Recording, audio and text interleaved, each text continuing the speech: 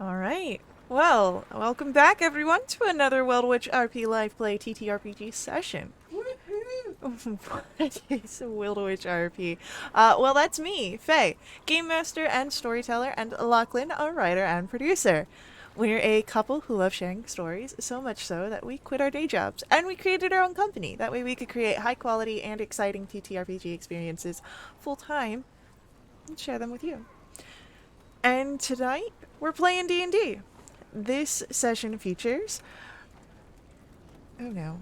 This session features the D&D's Shadow of the Dragon Queen. It is a riveting adventure of courage and valor, where our intrepid heroes face unbeatable odds in a cataclysmic war. With us at the table are several of the incredible players who've joined us on our grand endeavor.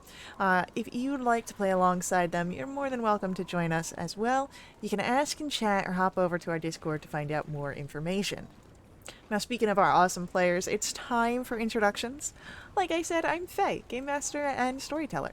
With me is Sirenscape, who brings all of our background music and sound effects. It's a fantastic and affordable sound collection that you can find at sirenscape.com.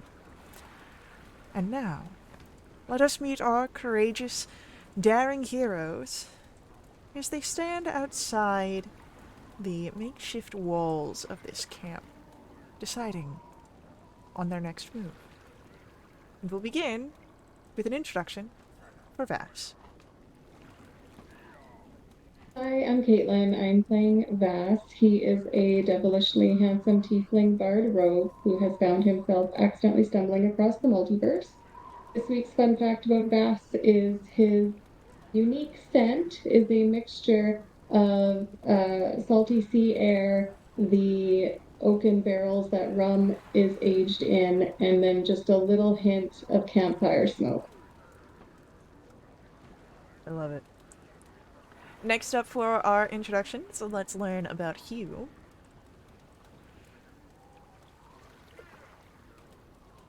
Hi, I'm Stefan. I'm playing Hugh Devere, a flamboyant and possibly French fencer. My fun fact about Hugh today is he could not have been a bard because he had tried and never could learn any musical instruments. Clearly, on anything horn or flute related, he can't do a mouth properly to blow. Just came out terribly. Oh, I love it. Um, and then last but not least, let's get an introduction for Rhubarb. All right, I am Frontboard, and I am playing Rhubar Bafflewander, also known as Rue, because it's easier to fit into the stream graphics. Um, he is a forest gnome sorcerer that hails from the island of Sancrist, which is very far west of our current setting. He lives in a gnomish tribe there out in the woods, and I guess to riff off Bass's fun fact, you probably don't really want to know what Rue's signature scent is, being a natural forest gnome. We'll just leave it at that. Oh my goodness. Well, with that, our introductions are covered. And we have ahead of us a story to tell. You stand on the. You stand outside of the camp, deciding what it is you would like to do to try and uh, figure out what to do to get rid of or get past the guards here. Your group did do a bit of scouting, but I believe you all returned back to where Rue is hiding behind the boulder and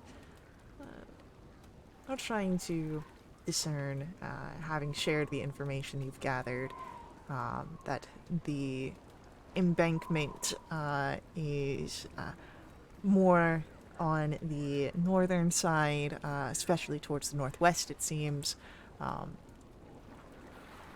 the area is perhaps not the most sturdy, being built of driftwood and hastily cobbled together, but it does seem to have some sort of defenses in the fact that there are these massive bone spurs to act as spikes outward.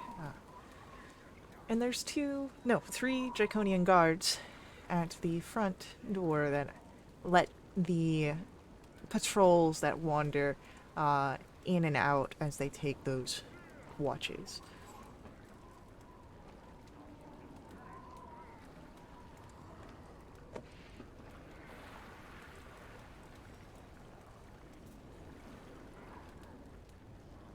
So I think the last one we had watched for a while, right, and determined that there was a patrol that came out. Yes, you had watched that. So the patrol does come out, and you had noticed that the doors are closed. They don't stay open while the patrol is out. So the guards at the doors are set for opening and closing.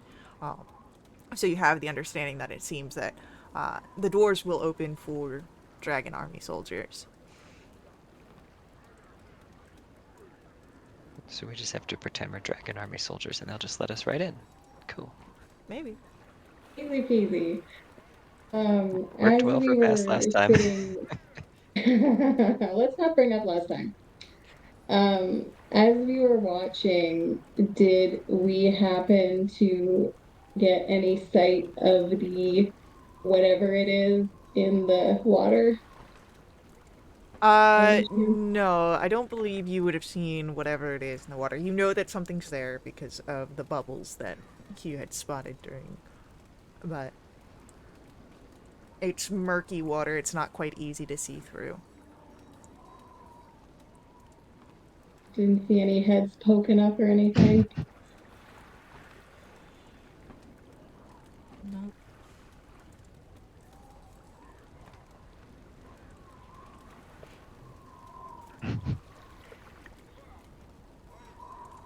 Well, we've not Well, really seen inside.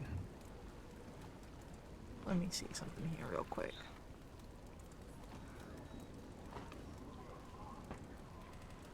Yeah, no, you're not quite seeing anything right now.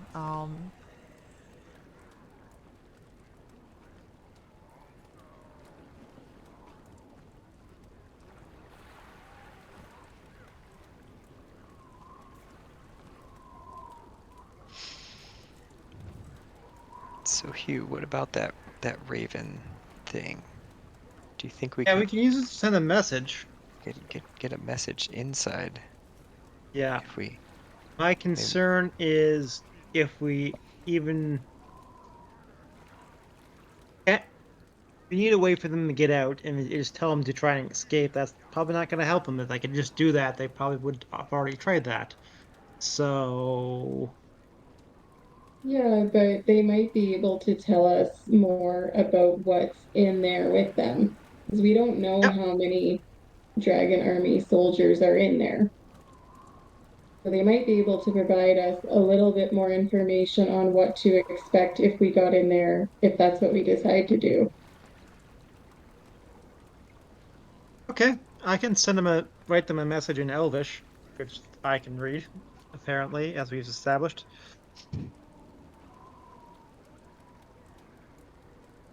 Okay. All right. Check my backpack. Do I have writing stuff here?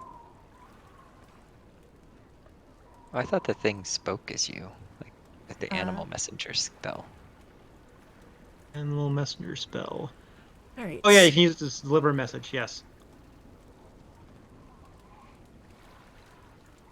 Message of up to 25 words.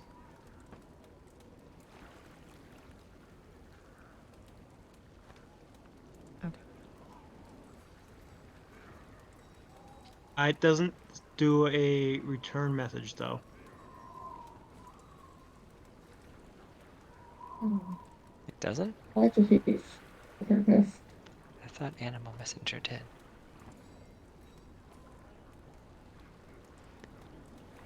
Let's see. Let's see. I'm gonna check the equipment because it's possible you can do it multiple times though. Oh, that's true. I can cast Animal Messenger on it at will as a Silver Raven. I don't think that apply. I would say that probably doesn't actually apply to anyone I give it to. So maybe you're ruling from our DM on this.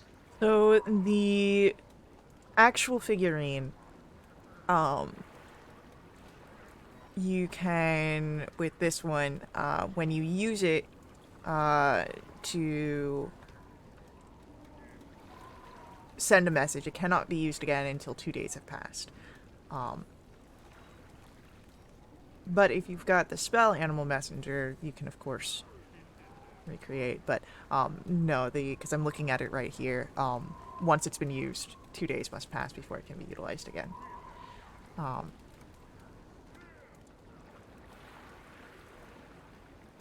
I wasn't sure if it's like, because I thought it said something too, like you could use it for 12 hours before it couldn't be used again. So I didn't know if you could use it as many times as you wanted in the 12 hours. No, it would. Dang. So when you cast the spell can be like, you can increase it for X amount of hours, but this only lasts for 12 hours in the form of the spell. So like, it. So like the normal Animal Messenger spell only lasts or lasts 24 hours, but this one only lasts 12. Is not quite the same. Boo. Or, well, no, you can make it into a raven, and while in raven form, okay, no, okay. I'm misreading it. You cast it, you transform it into a raven, and once it's no longer its figurine, you can use it to cast that spell at will instead of using the second level spell slot. But it only lasts for 12 hours, so you can use it as many times as you want within those 12 hours. Yeah, that's Okay. that's how I thought it was. Yeah, it's like Yes. you got a 12-hour window to cast Animal Messenger at will. I just need a second cup of coffee. But it's too late for me to take a cup of coffee. It's fine. Come on, stream, donate to the Ko-fi then. Yeah. Provide for your caffeine. I might ask Lachlan to get me a bit of tea. Coffee light. And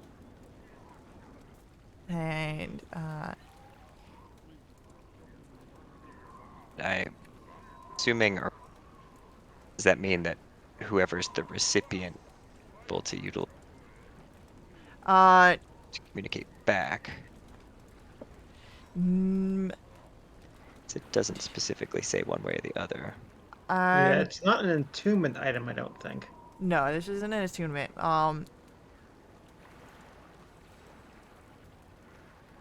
I'm going to say that there is. It doesn't, because I'm reading the spell. It doesn't include a return.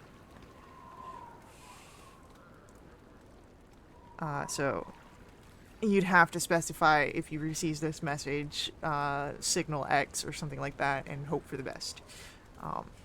Heck yeah.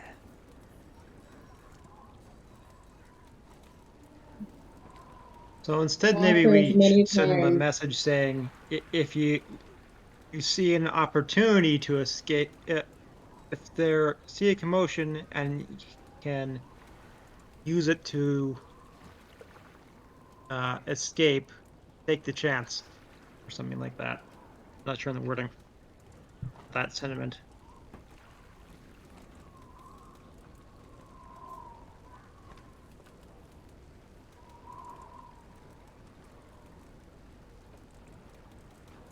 I don't know. Thoughts?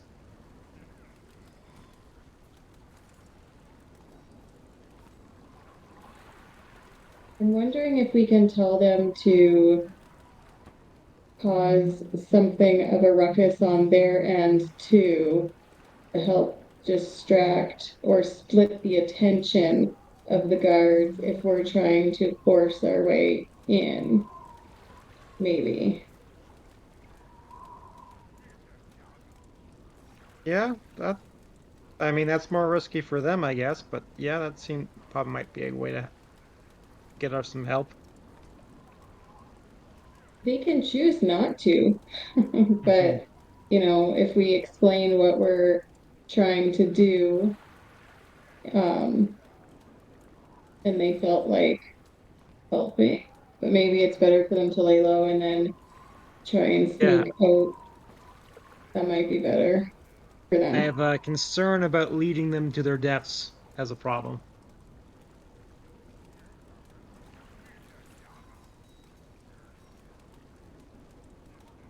And they, just to recap, last week we, the players, know where the prisoners are being kept in Right. the fortress, but our characters don't.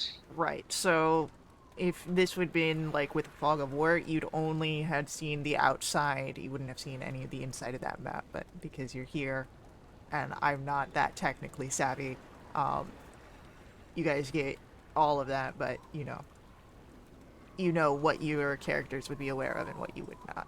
So yeah, you know the outside, but you don't know any of the inside layout. But we see a watchtower, But you maybe. have seen the watchtower, yes, because it needs to be taller than the walls, or else it's a shitty watchtower. Which I wouldn't put past the dragon army at this point. Um,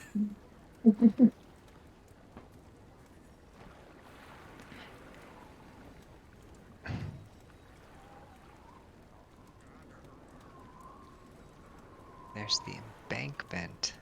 Man, just wish we could get like visibility on the inside. I could just teleport you guys in there. What could go wrong if you guys get teleported to the inside? Mhm.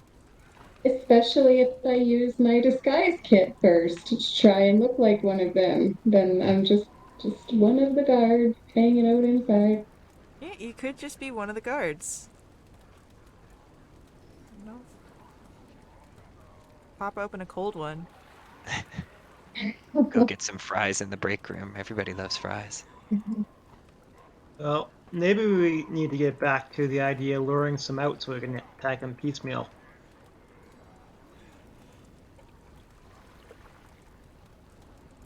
There isn't any place for us to hide aside from this rock that's close to the fortress, right? It's primarily open landscape. Primarily, yeah. Okay. There is a cliffside not terribly far from you. That's what we climbed up. That's what you climbed up. You throw people down to the land sharks. That may or may not exist. I thought those sharks were limited to water. They might be. Who knows?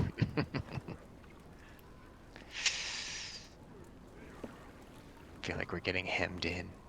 Land sharks on one side, dragon army on the other side. So left to you, Sea drift creatures in right. the middle.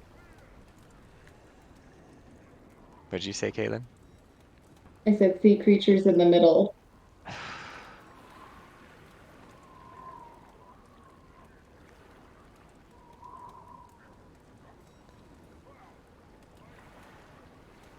How can we get in touch with these people? How do we know they're alive? How? Could If we we just ask them to like tie a little string on the raven before they send it back if there's anyone there to receive the message?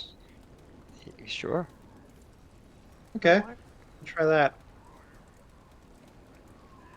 Okay. So what's the message that you send over in its entirety? 25 words. You only have 25 words. Did we mention the name of the elf that asked us to do this? His name I'm blanking on at the moment. Ishburn? Something like that. Ishvern is correct.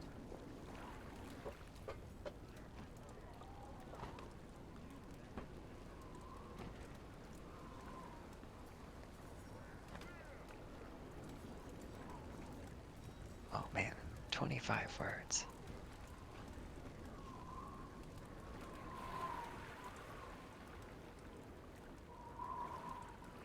You see, if you see Ishburn sent us, that's 3. We are only 3. Do we stand a chance? One string for yes and two strings for no. Are you able to help? That's 17. On a string on the leg for yes. That'd be 24.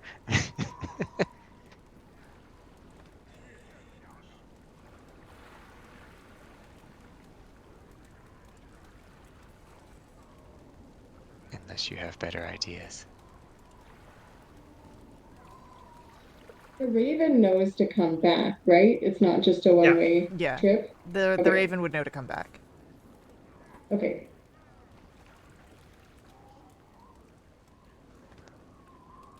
We're gonna send this raven up. It's gonna get like shot out of the sky. Well, it's made out of metal. I think it'd be fine. So,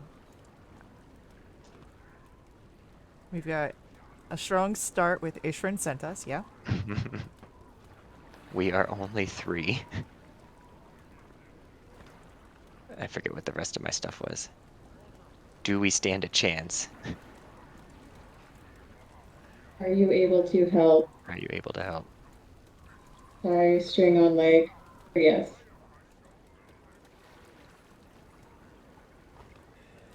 Is that good enough? But what if we know? Then we don't know if they don't receive it at all, huh? String on leg for yes. 2 for no.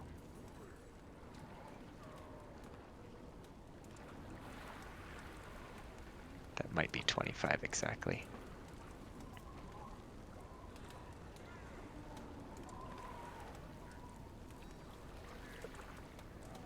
You cannot get I'm 2 for getting no. 26.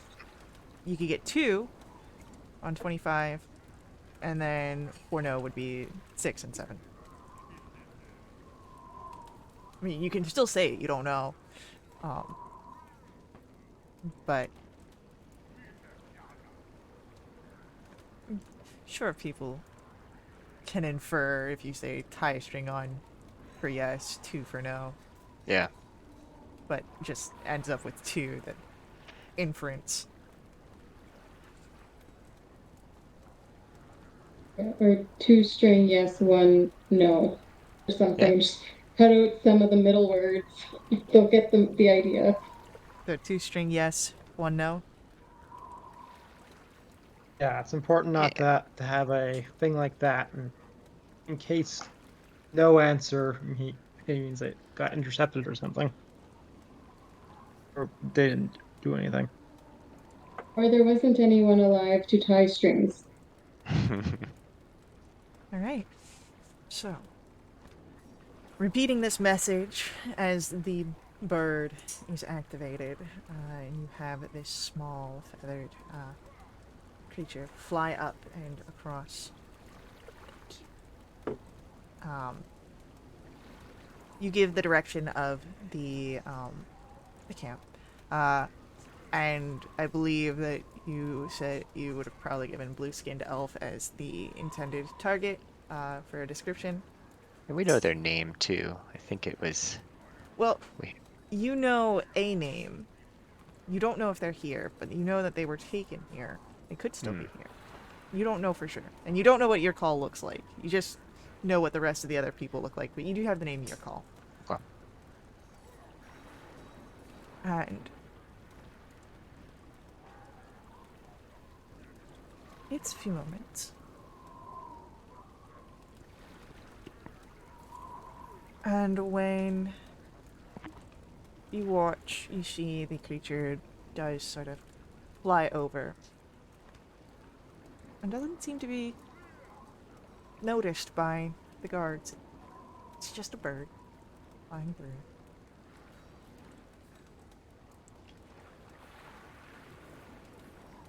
A minute goes by. And then 2. And you're starting to think maybe it's been captured. Something's gone wrong. Roll me a perception check.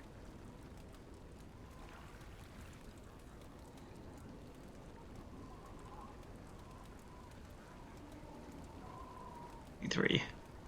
Rhubarb, it's If a you little guys bit broke, hard to see in the midday sun, but Vass and Hugh, you see the gleam of the silver as the bird is returning to you.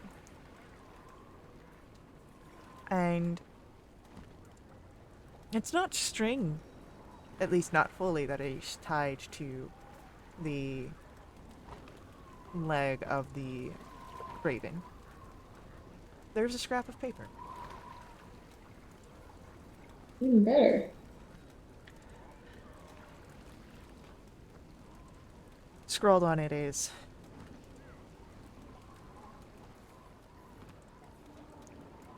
come to the northwest edge, close enough to talk through the walls.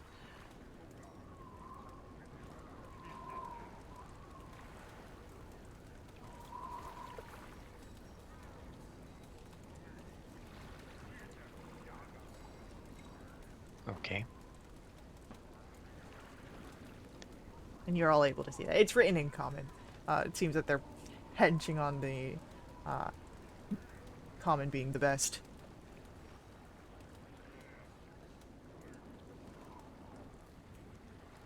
So we just have to get to the northwest edge. But there's no cover and it's broad daylight. And you have to go over water or swim through it. Or just stand at the edge of the Is moat there a and use bridge? message. okay, Isn't there a let me bridge? just check on my stuff here. Yeah, where all the guards are standing. Well, does Rue have one more invisibility spell available? Of course he does. He's got bottomless invisibility. I highly doubt that. Sorcerers. Yeah, if he was a level 15 warlock, he'd have bottomless invisibility for himself, but...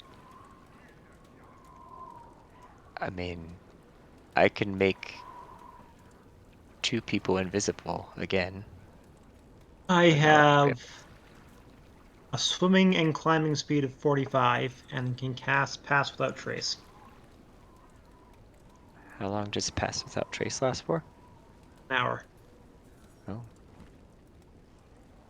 Casting it would break your invisibility. Yeah, you'd have to cast invisibility on me after I cast Pass Without Trace. Right.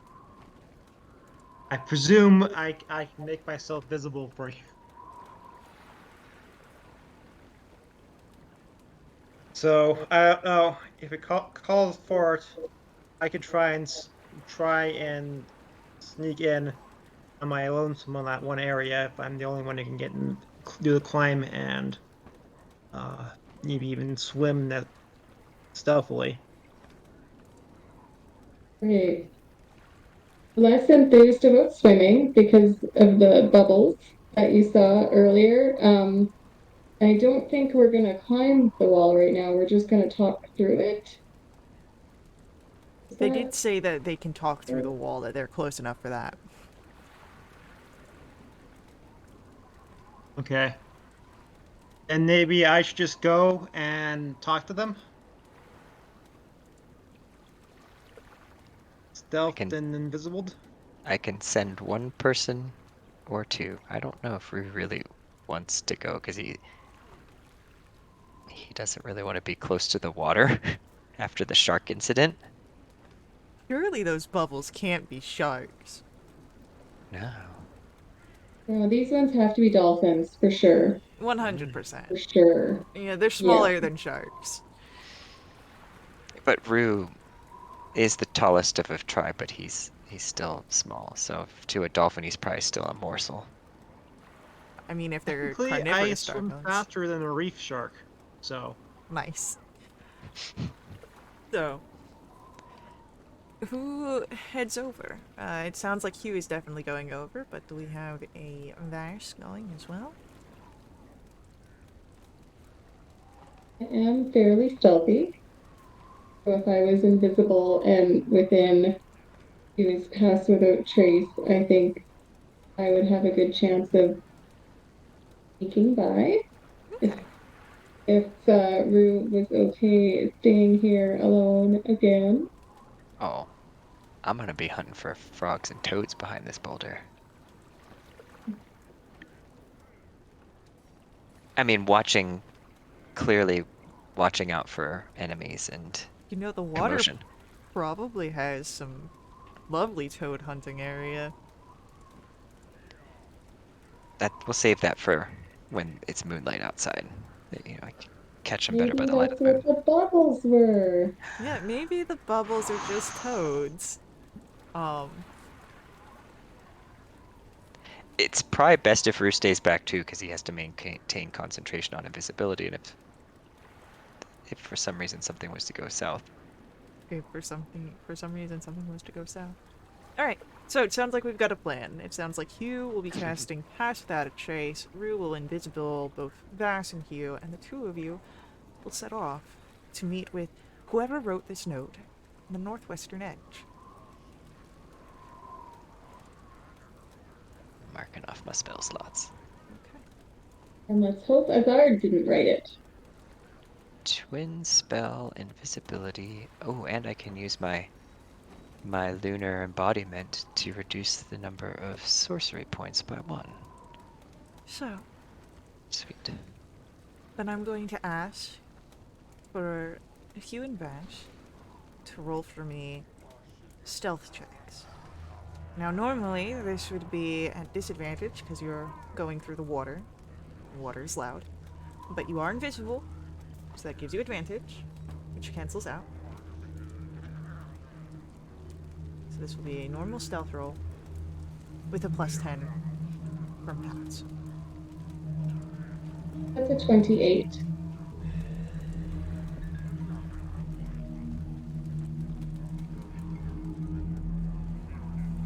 So 15 plus 10 for 25. Okay. You cross across the water. And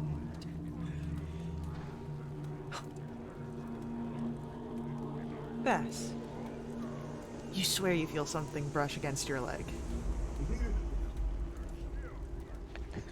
I heard that. Do I need to?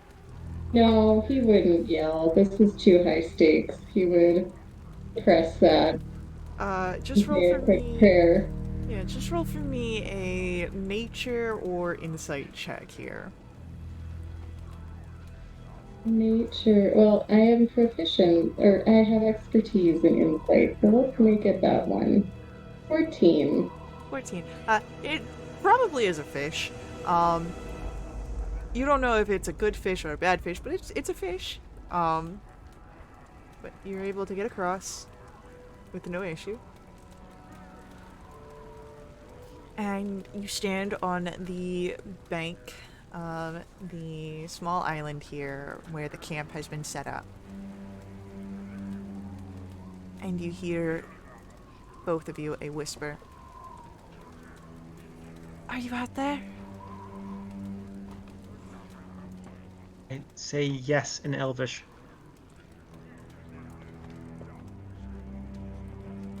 I'll whisper yes in common, just to have our bases covered.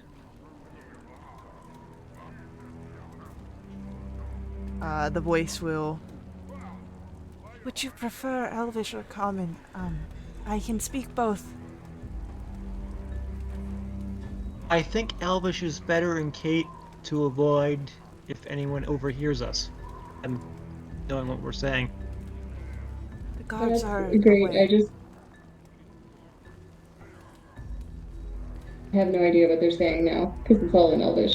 I'm Well, just Oh, sitting here looking she's. pretty, but no one can see me because I'm invisible. Yeah. The figure continued to speak in that last moment that the guards are away in Common still, in case that would change your minds. okay. Then talking common, because Yeah. I'm sure Elvish's accent is terrible in Elvish. That's really what's going on, is like you have the other elves speaking in Elvish behind about how horrible the accent is. Oh no. But no. The figure. We likely don't have long. I'm sure that the guards will be back. A few of us have already been taken. You said that there were 3 of you. There are 3 of us that are left. And another creature here that likely will cause a ruckus.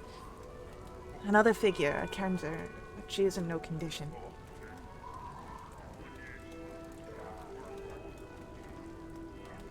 Where were the others taken?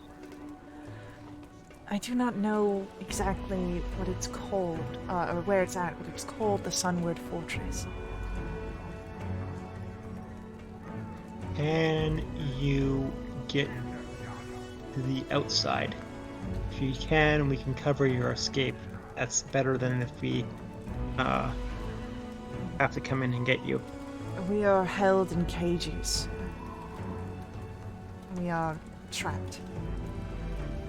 Okay, well, if we get you out of the cages, can you get over the wall and into the water and out of here?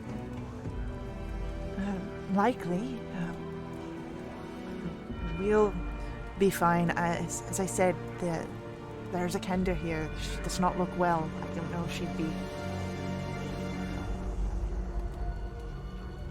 I might be able to carry the Kender. Out of character, I know casting a spell or attacking while invisible will get rid of it, but what about using tools? No. Tools are fine to use. Okay. Is there any kind of gaps in the stuff in the wall? There are, but they're not large. They're very small, and most of them are filled with those bone spikes again. Okay. I was wondering if I could quietly open them to make them fast, slip throughable. But it sounds like no. Probably not. Does the Alright. driftwood and bone spikes look like they're scalable? Roll an insight check.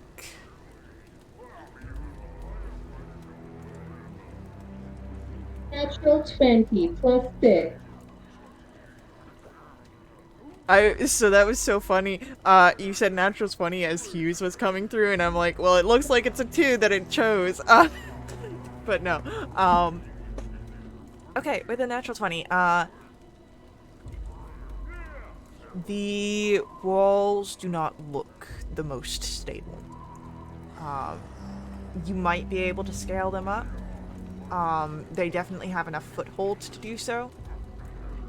But it might cause a break. Might cause some noise. Again, you're looking at something that is shoddily put together.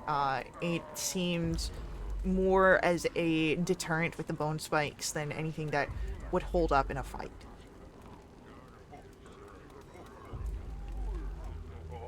If I could scale over the wall, I could use my thieves tool to try to unlock the cages and still stay invisible. But I'd have to find a way through or over the wall. Do you have proficiency with thieves' tools? Yes, I do. Okay. Because then you'd be better than with me, because I have the good dexterity with it. I'm not sure I'm allowed to use them also without proficiency either, so... In D&D, you can always use something. It's just how good you are at it. Okay. I am very dexterous. Yeah, you'd need to have it set to use them. Well, I think there's nothing for it. I've got the good climbing things. I'm going to attempt the wall. Vass, I guess you can keep watch and cover me the best as you can. Well, And if you can lend me those tools. you are invisible, so I don't know if there's really much to watch. Keep watch for other people.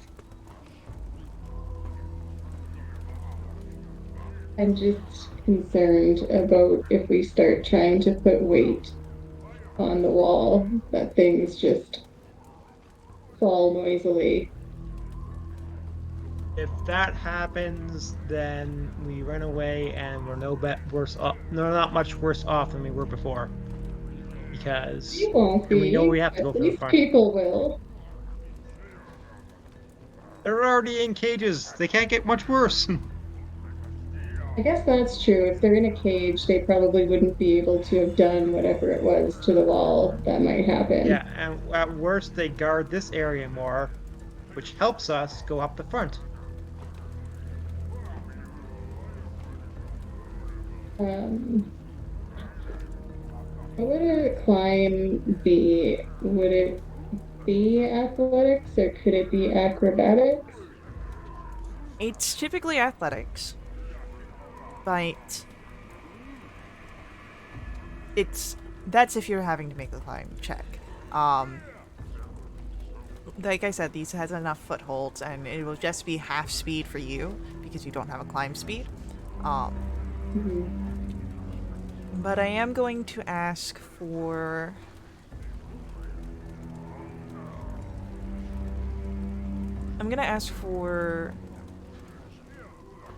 sleight of hand checks from both of you.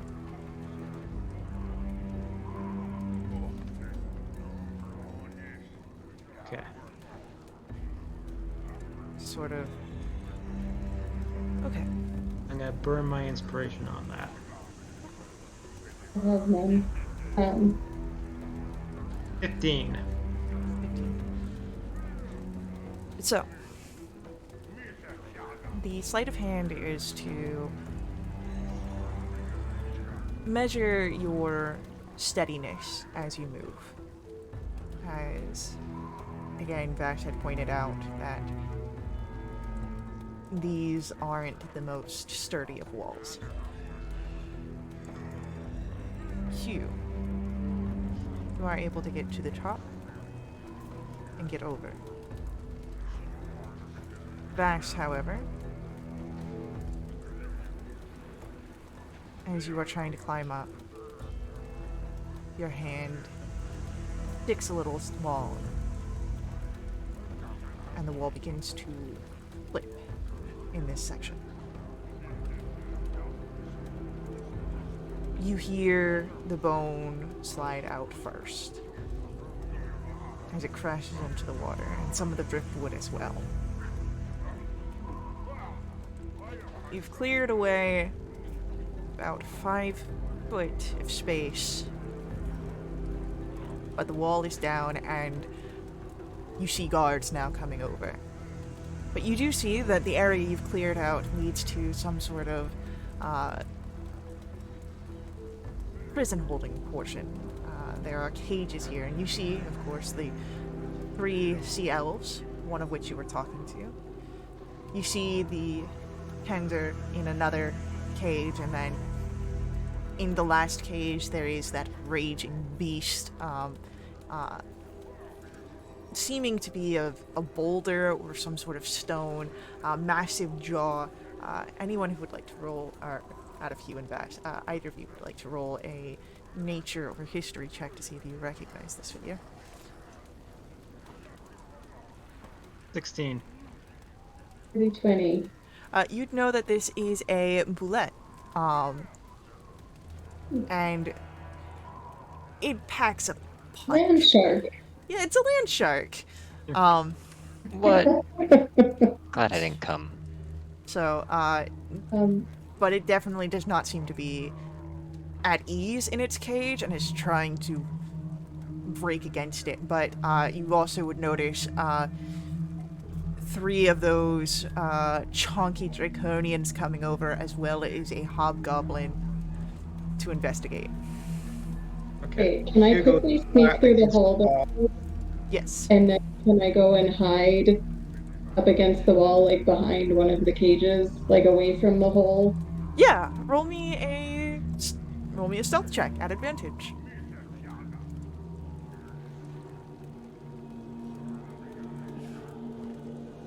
That's a natural 20 plus 8. Hell yeah.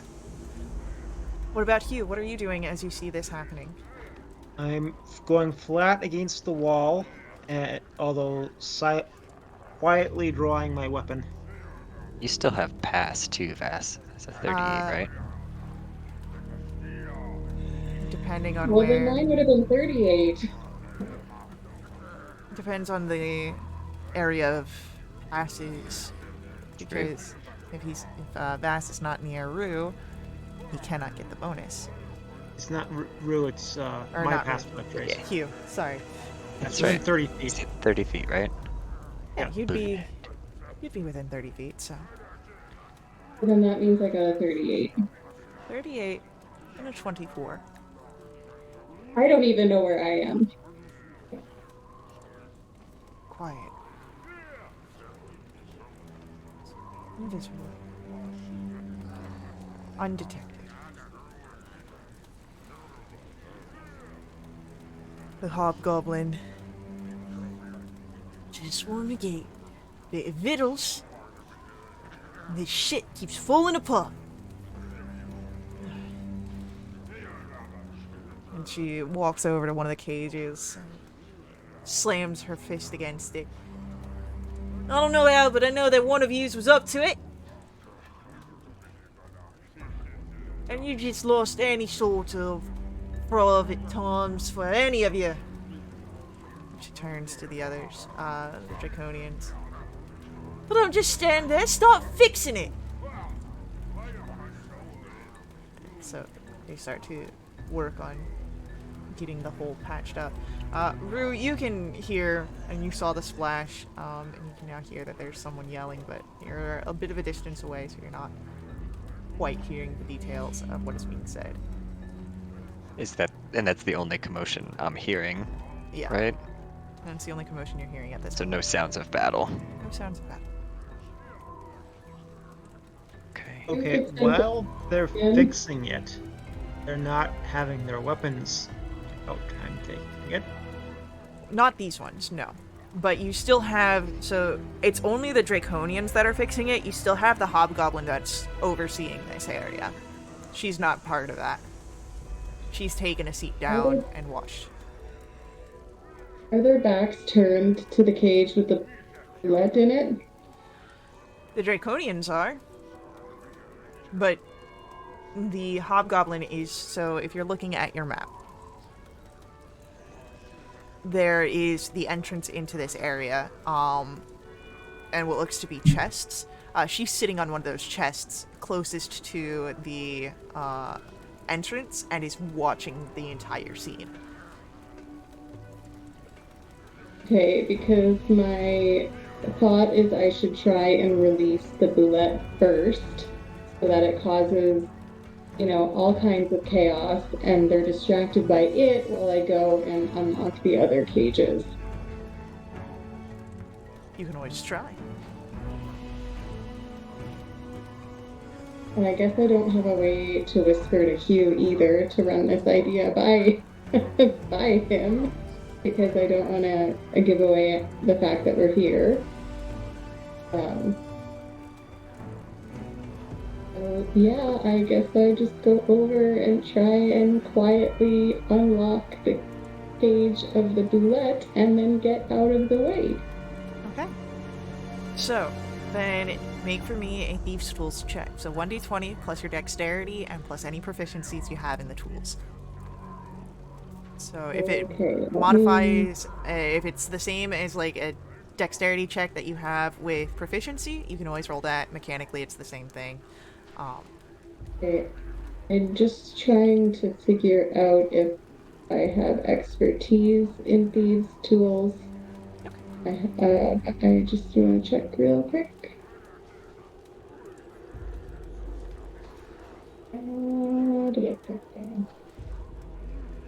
Nope, I'm just proficient. So let me see here. This will be +5. So that's a 22. Great. Now I'm going to ask for an athletics and acrobatics check to get out of the way of this thing. That is going to be an acrobatics check for sure. All right. 15. So then with that, the boulette roars as it is left out, and we're gonna change this to better suit what's happening here.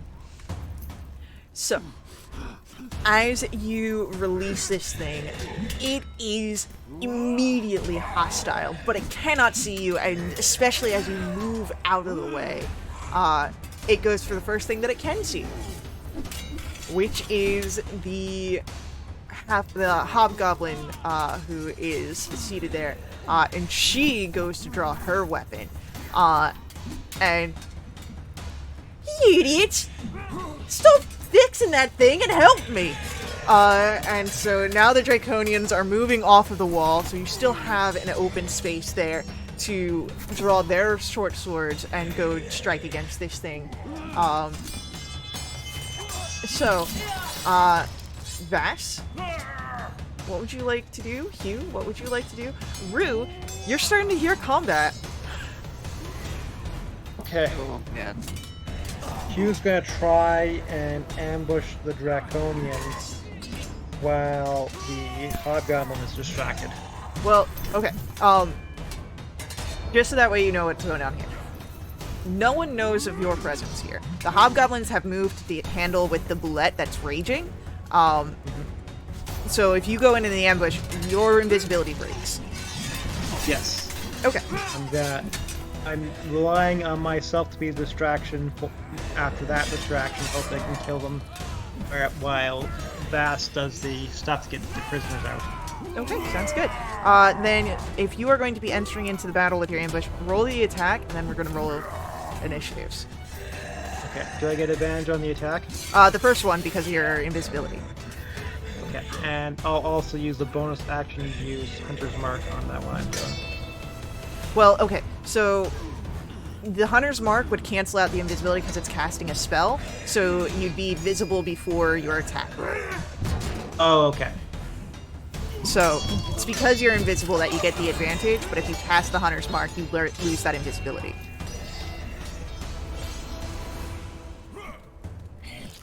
Thank you. 22 hits, though. 4, 9, and I'm sorry, it's not critical strikes.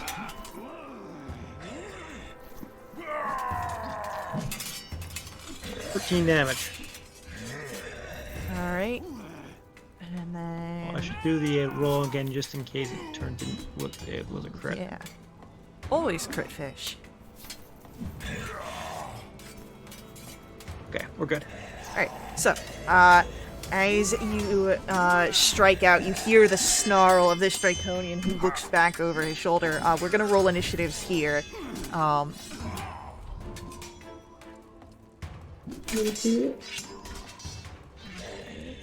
Yes, everyone. Just to make this easy.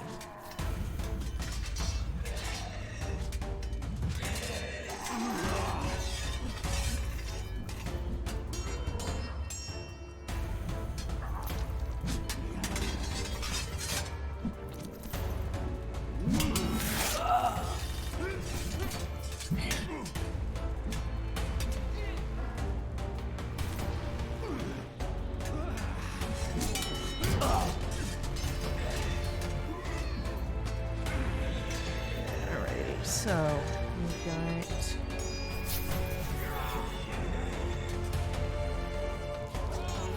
Bam, and bam. Ooh, yeah, this bullet ain't taking nobody's shit. Got a nat 20 on its initiative. So, it'll be Vass first, then our bullet,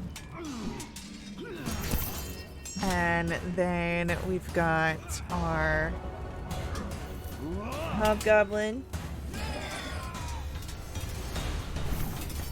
our Draconians, we've got Hugh, and Rue. So, Vass, unseen, unnoticed. You are successful in releasing the bullet, which has gone on a rage here. And you see where Hugh has made an attack against one of the Draconians. What are you doing? Vass swears at his head and then stealthily moves to the nearest cage and tries to unlock that one as well.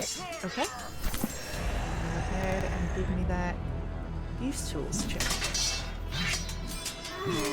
Oh no, natural 1 plus 5.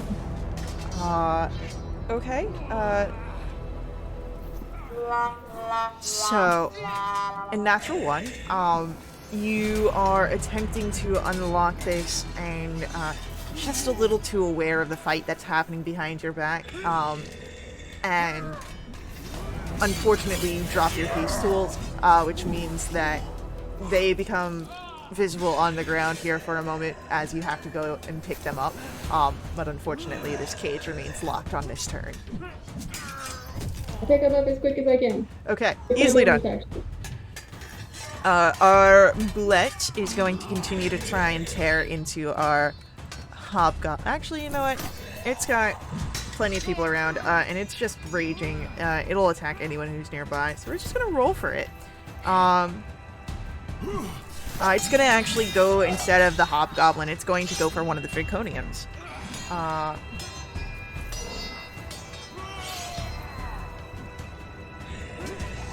And it'll be...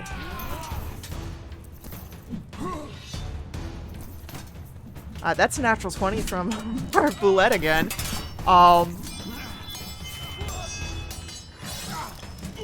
So as it turns and goes for the Draconian, its large mouth will clamp down. You can hear the crack of energy.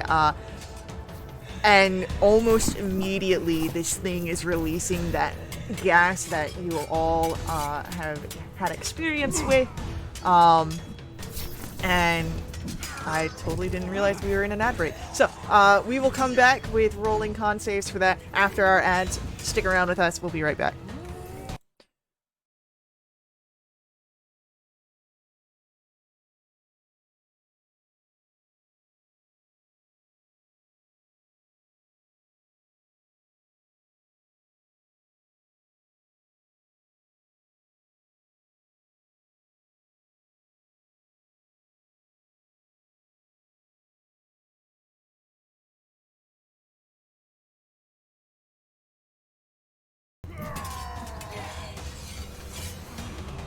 Alrighty, so as we are coming back, the Boulette has just torn into this Draconian, tearing him to bits, and the Boulette's the only one that needs to make this con save.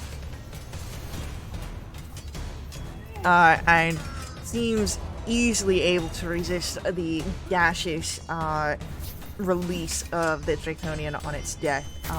And then it's our Hobgoblin's go, and the Hobgoblin, seeing the Boulette and then seeing Hugh's appearance, is going to take their, you see this maul, and it points it towards you, Hugh. You're the reason for this! And is going to rush forward and just try and slam this into you. The 7 will miss. And a 15, I believe, also misses Hugh. So Hugh is fine, but you do have the Hobgoblin here. The Draconians are going to focus on the Boulette because it seems the most of an issue.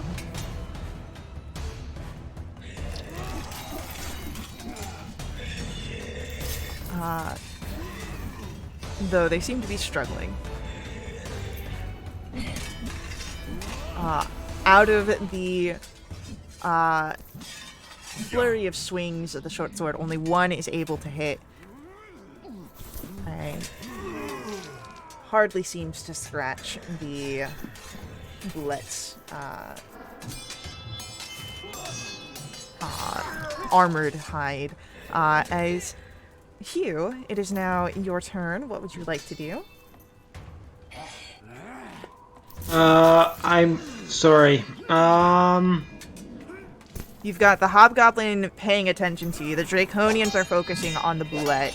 The Boulette just tore one of the Draconians apart, essentially. I'm just now thinking of whether or not to cast Hunter's Mark or not. You know what? It'll get rid of Pass Without Trace, but I have the ability to cast Pass Without Trace again. So I think I'll need the extra damage. So I'll use that as my bonus action. Okay, go for it. And I will attack twice with the rapier.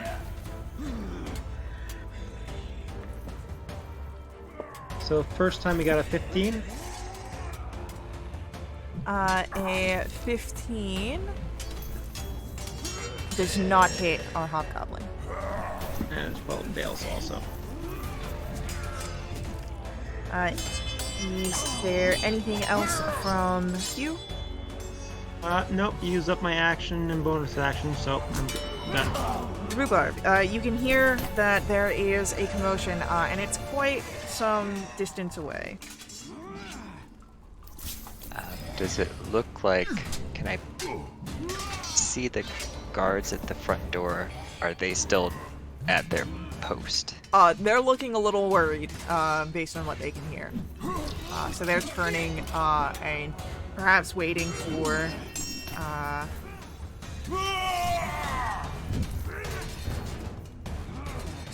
they're perhaps waiting for some further instruction, but they are definitely not paying attention.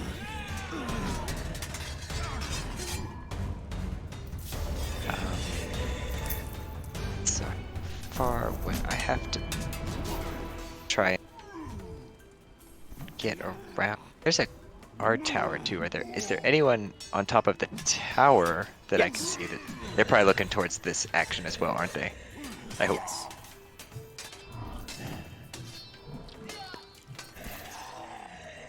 I don't want to drop my concentration just yet, just in case. Just in case. Well, so long as you don't cast another concentration spell, it maintains. Right. Let's see. How about... I want to try and make my way toward the northwest edge, but I kind of want to do it in a stealthy fashion. I'm wondering...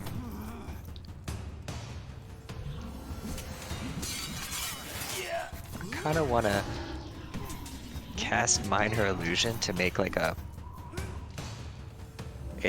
rise in the dirt that doesn't actually exist that I could like move over to and hide within the illusion. This Minor Illusion doesn't take concentration and the effect lasts for a minute. Okay. So I could like make a, I would say like a boulder, but that might be a little too obvious. I want to make something that's like a more subtle. Now, I don't know if you can even make a subtle amount of dirt that'll hide a gnome, even if he is only 3.5 feet tall. What you doing, Rue? Are you doing it? Getting to the bit? Yeah, let's do it. Let's just do a boulder that it's an illusion of a boulder that's a little bit larger than Rue that I could hide inside of. So it'd be like 3.5 feet tall and it'd be 25 feet away.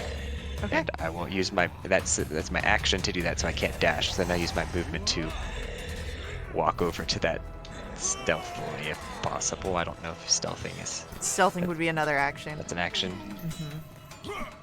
But you Hey, can why make your, not? you Yeah. can make your way over and then usually hide within it. And that's all that you can do this turn, yeah? And I'm watching to make sure these guards are not noticing that a new boulder out in the field, Alright. up the side of the moat. Vash. It's your turn. I would like to try take 2 on this lock. Alright.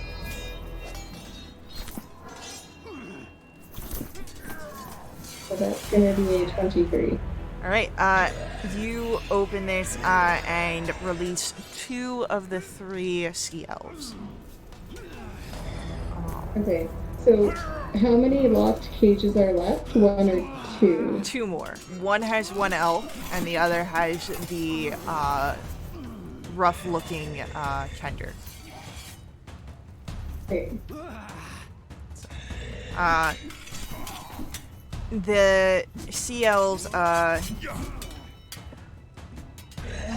don't know who did that, but thank you.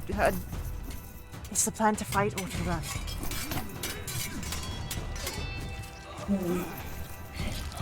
And we will see you outside. And the 2 figures run for that opening, and you can hear, "They're escaping! Prisoners escaping!" From the guard tower. And it will be our boulettes go. And again, the boulette goes for those that are nearby. It cares not for Alliance, and we'll go for another Draconian.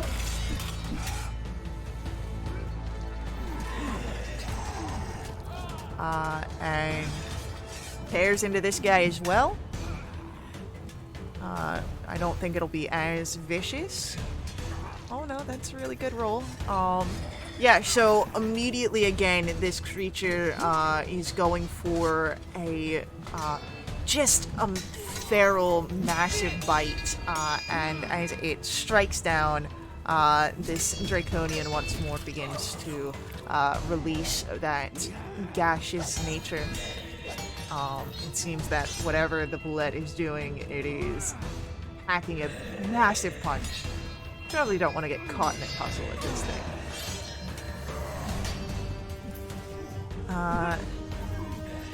And we'll succeed on the con save again, so this bullet does not turn to stone, or at least start that process. I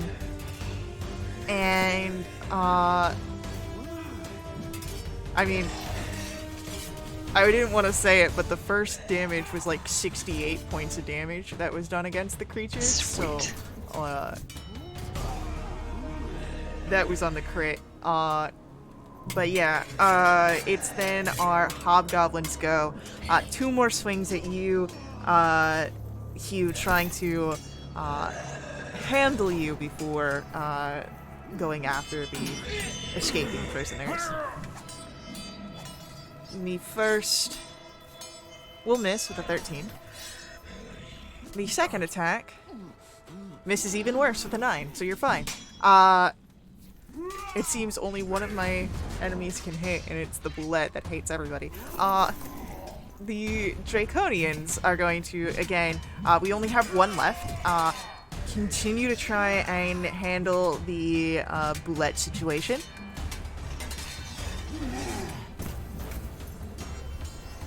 And both of his attacks miss against this creature. You can hear that metallic tang of his sword as it makes contact. Hugh, we come to your turn. Okay, I'm laying it on. So first we get a 17. 17 just hits the carcass, the hobgoblin. And we get a 19. Both hit. Okay, it's more like it. So Rapier 1 for 11, Rapier 2 is also 11, so 22 so far.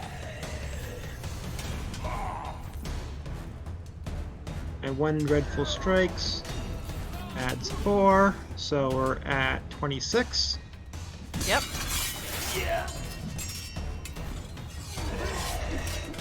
Another 6 for 32 damage. Alright, 32 damage. After these 2 strikes, they are very heavy. And you see the hobgoblin sort of lean forward a bit. The pain is a burden here, but she grits her teeth and stands tall once more, still wanting to see this fight through. I believe that's all for Hugh, which means Rhubarb. You're in a boulder. I am in a boulder. I think to make another boulder 25 feet away, I would have to dismiss the first boulder, because I think casting Minor Illusion makes the illusion ends if you dismiss it as an action or cast the spell again. Or the the guys at the door still looking the other way? They're starting to open the door. Oh. Okay. If I dash, I can move 50 feet. Does that start to get me, like, out of line of sight with the front door? I assume I'm skirting around the southern edge and heading west. You are heading westward. If you dash 50 feet from where we'll say that you just got to the edge of the map with your last movement. No, that would put you in the water. Yeah, that water's wide. Yeah. It is a big lake. I would say if you dash 50 feet, it could get you at so right where the eastern on the compass rose is. If you follow that sort of embankment outwards towards the edge of it, I'll say that 50 feet will put you at the bank directly across from that. So almost out of line of sight, but they're opening the doors anyway. Yeah. Hey, why not? Let's just dash 50 feet. Maybe they'll see me. Maybe they won't. Who knows? And then... do I have any fun bonus actions I can use? Not really. I can't drop prone to hide or anything. Is it an action or movement? No, drop prone is just something you do.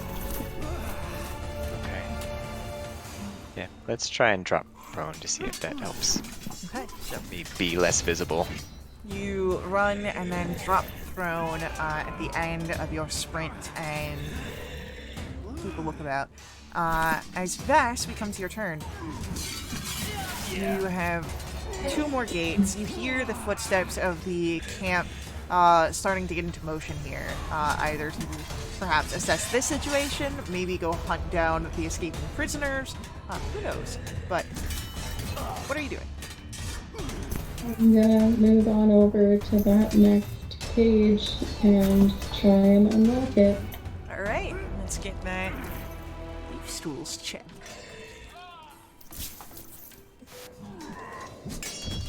A 16. Palms might be starting to get a bit sweaty here as the tensions rise. Don't start, Lachlan. Throw something at him. But you are... Don't encourage him, front board. Oh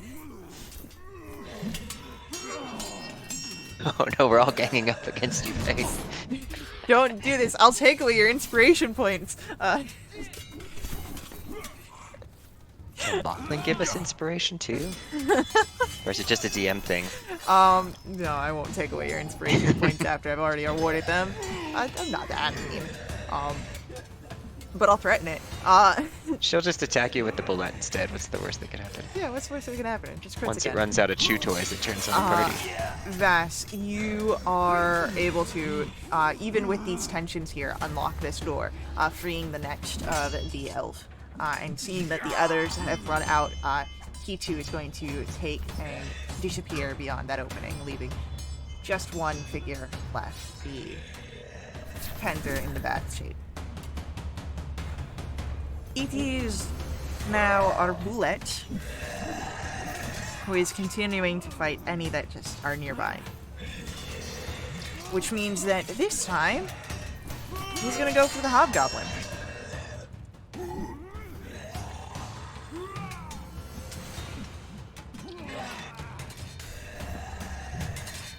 And for the first time in this fight, the Bullet misses, as the Hobgoblin brings the maul up to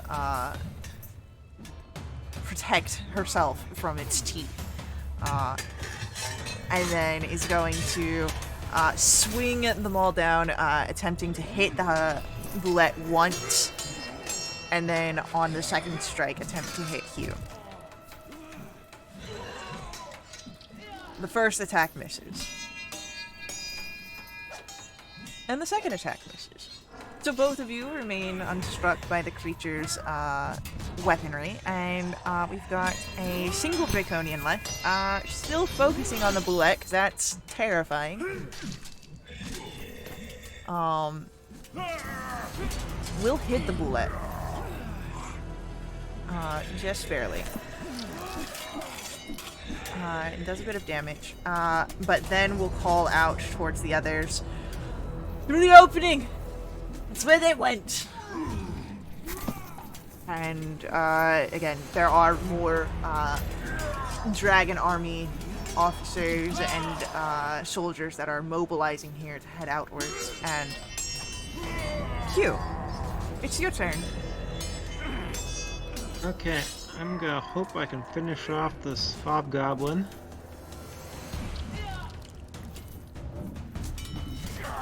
$17 Just hits. for 9 and 1 for 10. And 3, so 13 damage. Hobgoblin goes down. Nice. I use my shield to batter aside the maul and then do a stab for the helmet. Whirl around and take a look at my surroundings. So what's the status on the second cage? So all the cages have been open except for one. The one that is left closed is the one that has the Kender that's in very bad shape. Okay. Can I go over to that one and try to attack the locking mechanism? See if I can bust it open that way.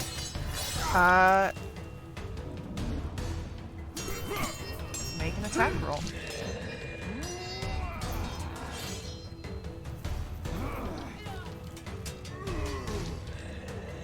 $26. Okay. Roll damage. 7, and I don't think psychic damage will apply to it. Likely not. There is the spark of metal against metal as your blade cuts against the lock here. You may have made it a little bit easier to unlock, or maybe damaged it. It's hard to say for sure, but the lock stays in place. But you did strike it and do some damage. And with that, Rhubarb. The door's continuing to open. It takes a bit of a process here. I'm going to continue running around the western side of the moat, so I So- should be on the western side of the keep now. You are prone, Oh yeah, I gotta stand up. which takes half movement. So that's 12 and a half feet of movement. And then, so that I can dash. If I dash, do I get 25 more feet? Is that how that works? Let me double check here real quick. Let's see. It dash. sounds right. The increase equals your speed after applying modifiers. Oh.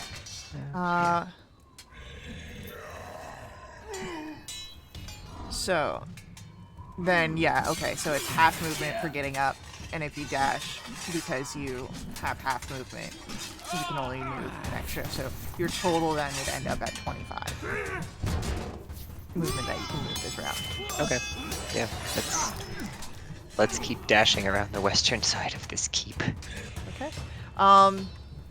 Okay. What is your passive perception? 14.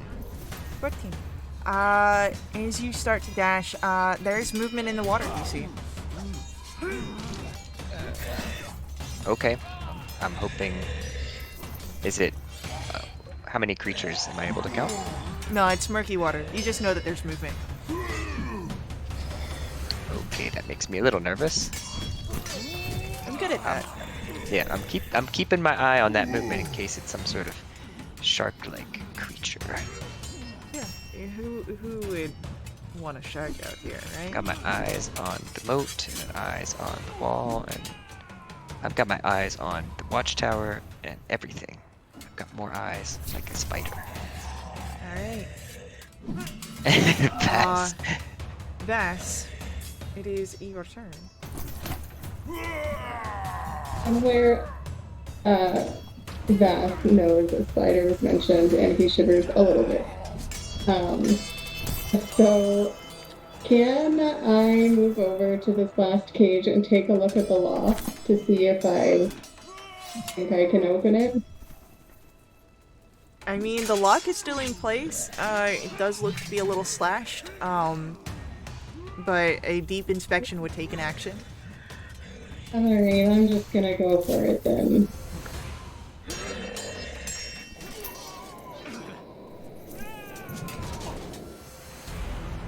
Anxious. So. You cut out there a little bit, so what was it that you were asking? Oh, so I meant to ask if the Kender was conscious. Hard to say for sure.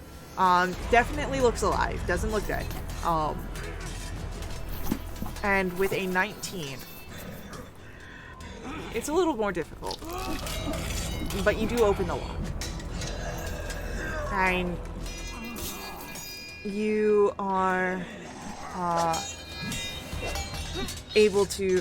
She lifts her head at this point, so it does seem she's conscious, but again, looks very weakened. Who's there? Friend.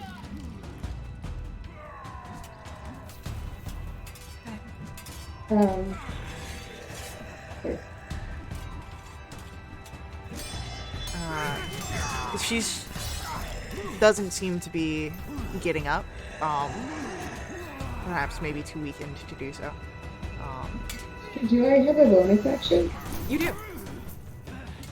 I don't know if this counts, but could I, like, press my potion of healing into her hand and tell her, like, take this potion of healing? Passing off an object, it can be your free object interaction, so it doesn't take a bonus action to do that. You just be able to pass off the potion. Okay, so she can't see me, so I have to kind of put it in her hand. But I'll tell her this is a potion will help you feel better. Okay. She will nod then, and she'll take the potion and gains back a bit of health before she too is going to take a look and see an opening and make a run for it. She's mobile now? She can, yeah. It seemed that she was weakened, Okay. so because you gave the health potion, it helped her and is able to, she's able to get up to her feet and make a run for it. Not as easily or as deftly as the elves per se, but she's not laying there a sitting duck. Okay. Could I yell to Hugh to start making it towards the hole in the wall and then use my bonus action to dash there? Yeah, 100%. And as you do that, we're gonna get some alarm bell going off. I think it'll go over top of it. It doesn't seem like it's ringing. But there's an alarm bell that rings as figures are making their way out, and it's our roulette's turn. And we've got a Draconian, and we've got Hugh nearby. Well, actually, the Draconian's closer, so it'll go for the Draconian. So, Roulette tears into the Draconian, or at least will attempt to. Oh no! Our Bullet got a natural 1! No. So, as our Bullet tries to tear into this Draconian, unable to do so, the Draconian's going to They're making a break for it! Get on there! Hugh, it's your turn. You heard where Okay. Vass told you to run. So the prisoners have all gotten out, right? It seems so, yeah. Okay.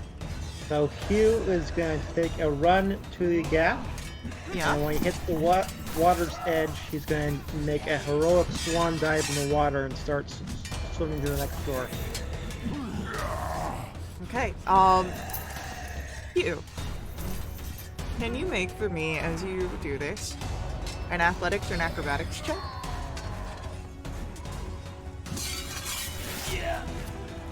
Acrobatics is up my alley. And 2. You are definitely able to, as you swim across the waters, avoid being caught up in the school of fish that try to snap and bite at you, and are able to swim across. And Rhubarb, you see more movement in the water, but you notice that it comes from Hugh. You also see a figure of a kender that walks out, and you hear the sound of the alarm bells and people looking, and that there are perhaps patrols and units coming out of that front door that has been opened. What are you wanting to do here? I want to get as far away from that door as possible. Would Hugh Yeah. have seen Rue as he was getting out of the water? No, the water's too large for you to get out quite yet. Yeah, how wide is this water? It's at least 35 feet. But it goes farther than that. Let me look and see if it has.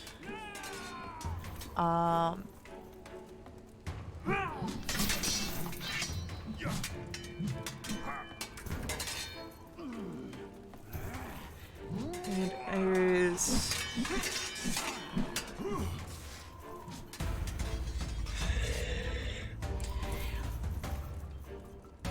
I'm going to say that it is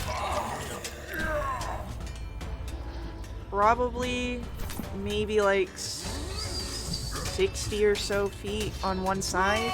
This thing takes up a lot of the 2-mile long hex if you look at it on the map. So it's a big lake. Yeah, cool. So, but I will say at this point, Rue, what are you wanting to do here? Yeah. Dash 50 feet up that western bank of the lake to try and get closer to where the rest of them are. Okay. I'm going to ask now for everyone. If your intentions here are now to purely just run, I'm going to end initiative here, and we're just going to... You're going to run. But if you are going to continue the fight, we can stay in initiative. So, what are your upcoming intentions? Safety? Or prolonging the conflict? Well, my thought was I'm the sturdiest and fastest of the group, so I was going to be concerned myself with being the rear guard, and also because I showed my face to maybe even do a false trail, leading them off while slower people got themselves to safety.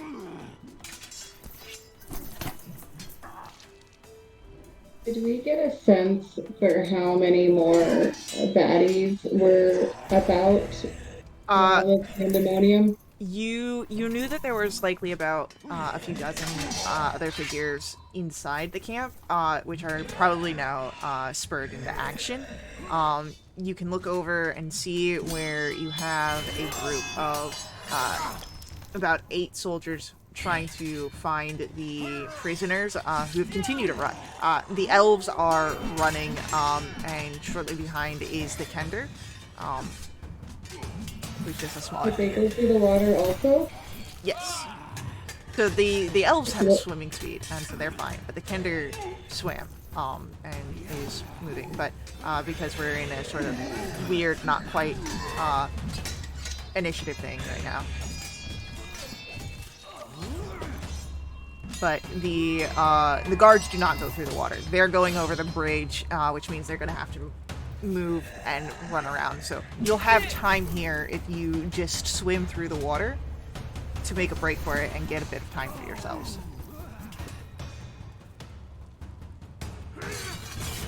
Rue's intention is not to fight.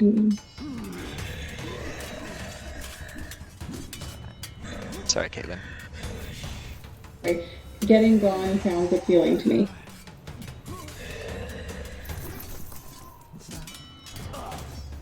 It sounds like all of you plan to leave. And so as you run away, I'm going to ask for, as you reach the edge of the plateau, I'm going to ask for athletics checks to climb down. I will remind you that the wash is high, so you can always make a jump and try and land into the waters.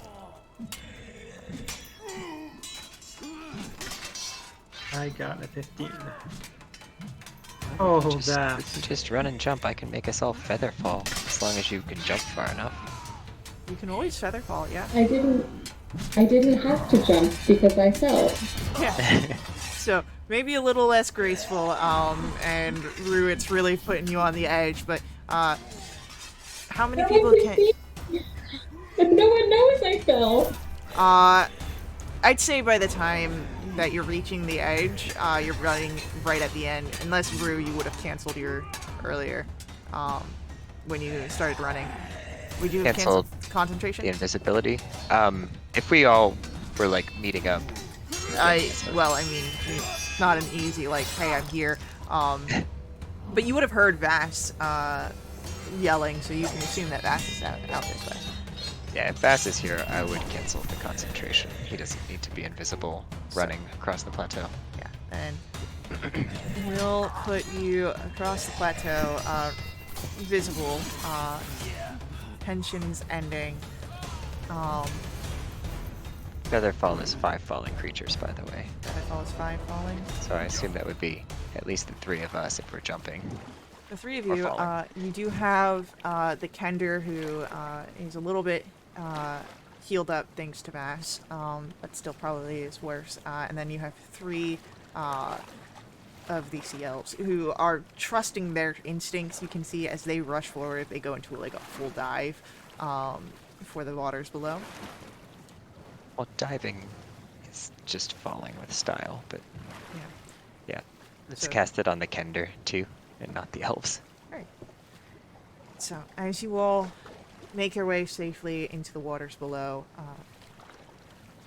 the elves will break out of it, and as you all kind of tread water. Thank you. If we hadn't seen your message, I don't know what would have happened. Perhaps let us swim to safety, where it will be easier to talk.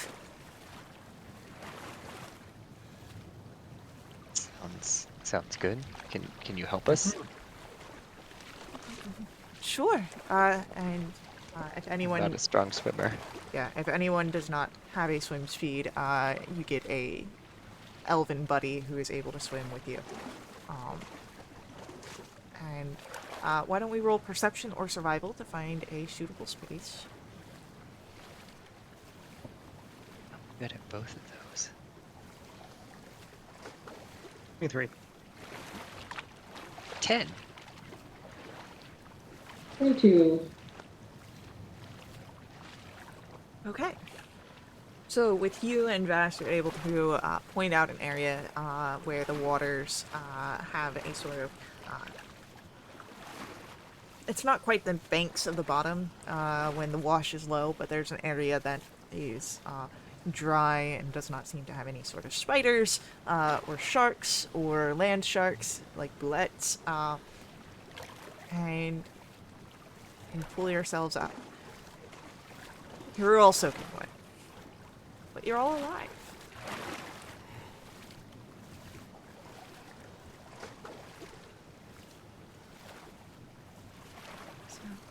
What the heck happened in there, you two? I saw an opening. Or more accurately, we saw an opportunity and made an opening. Faye, what happened to that bullet after they ran out? It didn't chase after them? Oh no, there's other people inside. That bullet is tearing up. It's having snacks. I mean, you can always go back and ask it. That'll be a side quest for another day.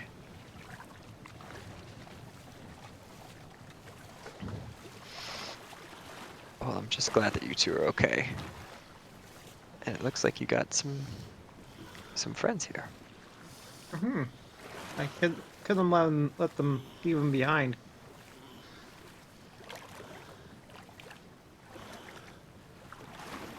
This one of those elves seems like they're doing most of the talking. No, they all seem fairly talkative. You've got two women and a male here. And then the woman Kender.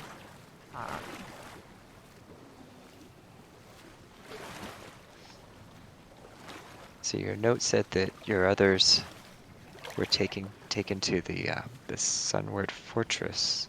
No, you don't know that. That was spoken to the Vassen here. Was it?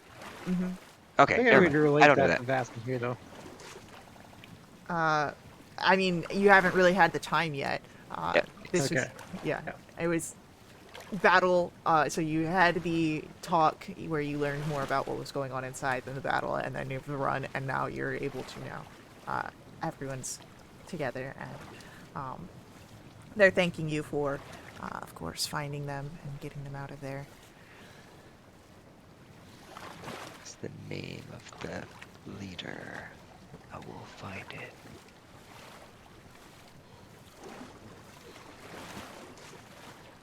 Actually, what was the name of that priest that Ishvern was looking for? It's sort of like Your a K.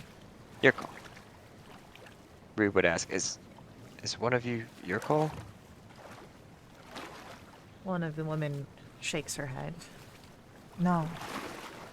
Your call was taken from us to another location, alongside with the rest of our traveling group that were captured. Are you I am with Marathonos. an expedition of? Sorry. Oh, that'd be another group. All right, I was confusing elves. Disregard that. I am Marathonos.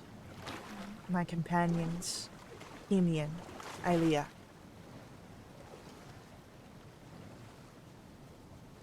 We were traveling as we do to the Temple of the Sea Lord to make offerings. And we were waylaid. Yeah, Ishvern told us this much. We're actually able to help him to complete the offerings to your sea god. Thank you. You can see that she says this not just to you, but also sort of yes, aloud to whatever powers may be. There's relief that comes over her face and the others to know that the offerings have been made.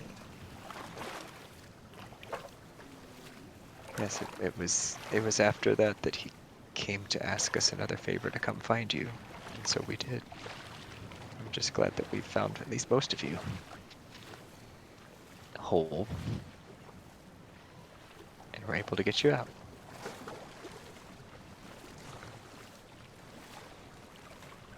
I'm Rhubarb, by the way. Rhubarb Bafflewander.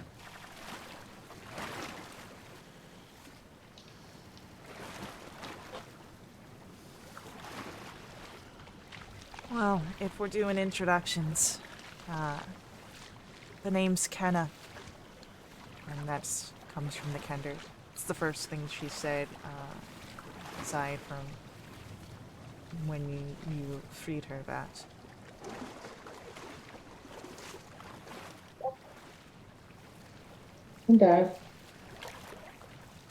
Does anyone need any healing?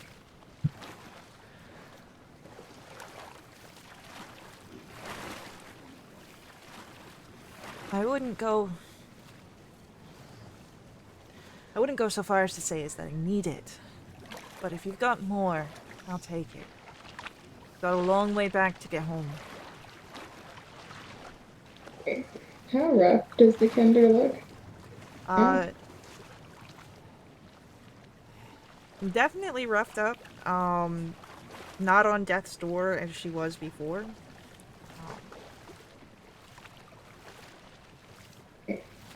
Vass will do a second level cure wounds. For 12 hit points. Any sort of scrapes and bruises seem to fade, knitting together and healing within a matter of moments. Oh, I don't think I've ever had something work that good for me. And You should hear him play his lute.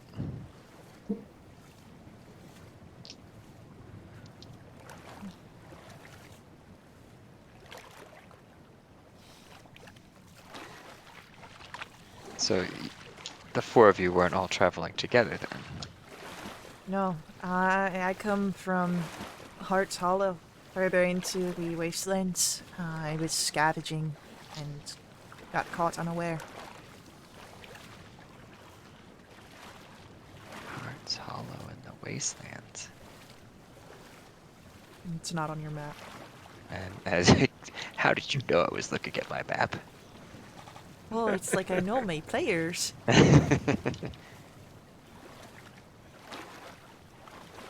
Scavenging for anything in particular? Goods, guess we've got a whole community out there. People living, doing their best. It's for the people that don't quite fit in with the rest of society.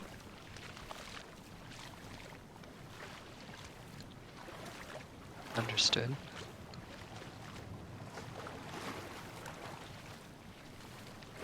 What I know is the wastelands is she talking about, is that this northern waste area? It's just not on the map?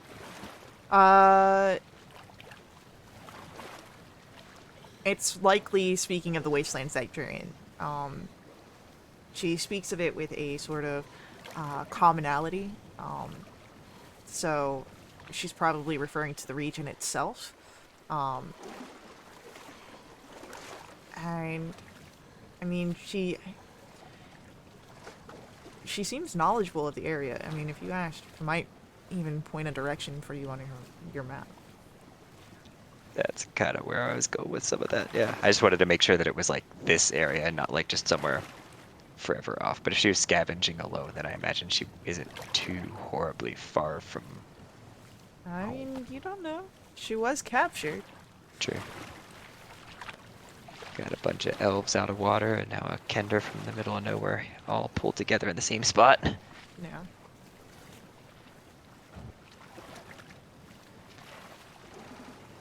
Well, Kenna, it's getting dangerous out here, and, you know, based on what happened to you, I mean, your whole area, your whole village, community, whatever you call it, could be in danger.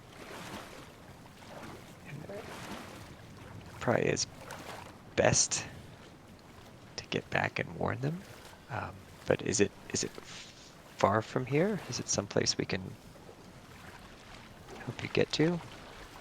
Or at least know where it is in case we need a safe haven out here? I mean, if you want to travel, I'm more than willing to take you there. You've done a good service to me.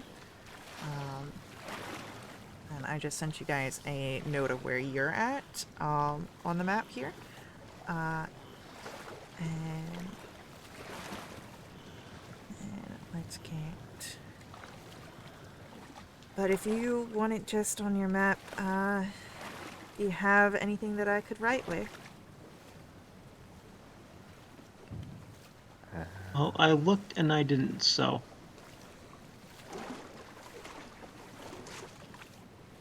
I don't know.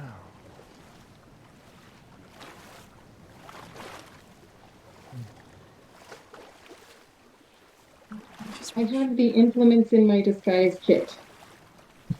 There you go. Something in here will work. And then the area she'll mark on the map. Let me use a different color. Do that.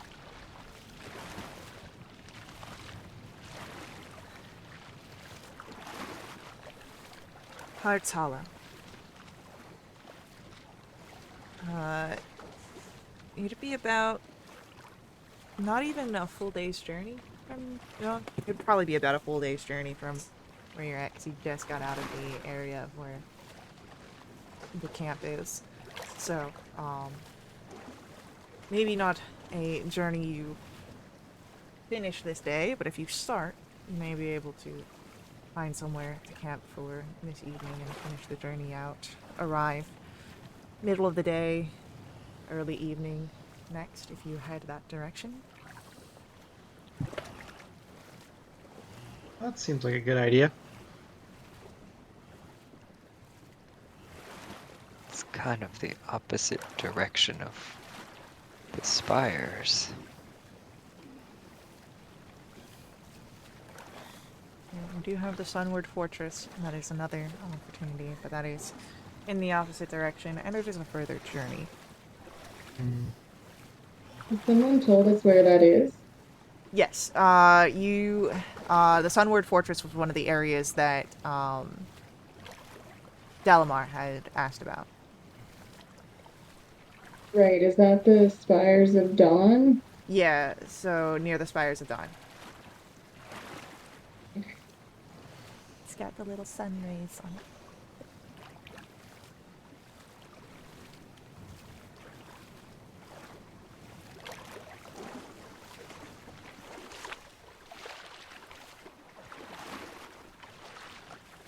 And Rue doesn't know that the elves people were taken to this still, right? No, they did talk about your call being taken. She didn't, Marathonos, because you had asked if any of you were your call, and she said that no, they were taken, but she didn't mention where at this point. You can always ask about that, but Yeah.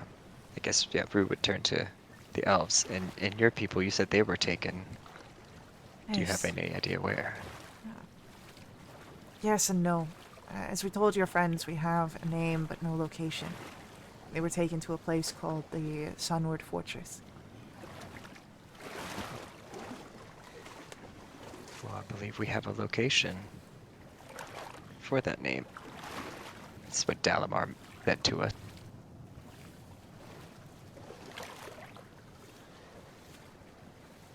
Was it Summer Keep or Summer Fortress, or are they talking about the same thing?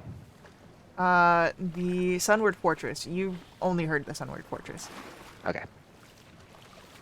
My brain has turned Fortress into Keep.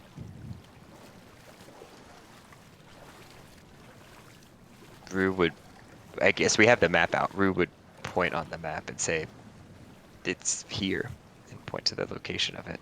We know where it is. Then if you will make your journeyings there, please do aid to our figures. But we are no warriors.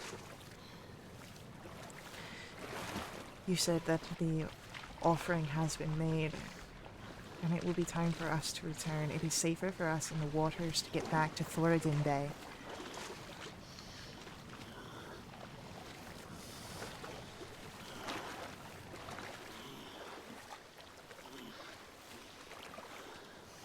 Can they swim here from here? Swim there from here? Through the wash?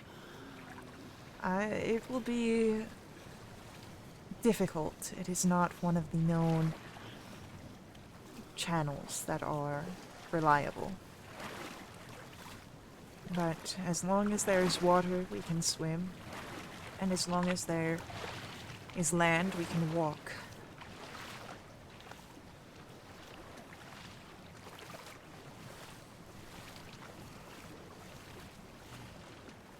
Understood.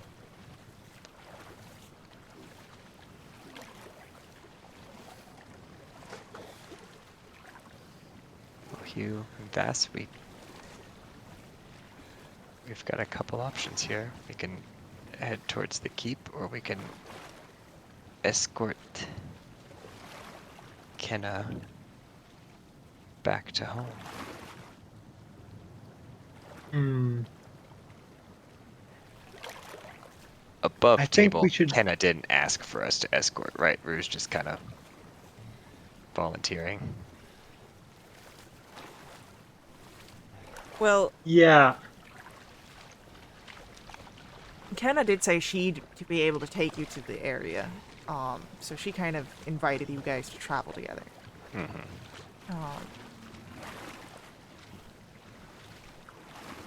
I think we should check out them out. See if they can do anything to help. I mean, it is a scavenger and potentially a city full of other scavengers, Mm-hmm. or at least a community of other scavengers. If nothing else, they may have better information on the area than we do. Yeah, they're natives. As you talk over the possibilities, just so that I don't get caught off aware on this again, we are going to take our next ad break here. So stick around with us. We'll be right back to continue our story in the Wastelands. Travel ahead of you. So, before we head out, I ask that you guys hang out for our ads and let them run. Ads are a huge part of how we keep our games affordable here at WRP. But you can also make donations to my Ko-fi. There's a link for that on screen. Ko-fi donations not only help support your GM and their much needed caffeine, but also unlock awesome perks for our entire community, benefiting everyone who plays with us for the next month. So, stick around here. We'll be right back.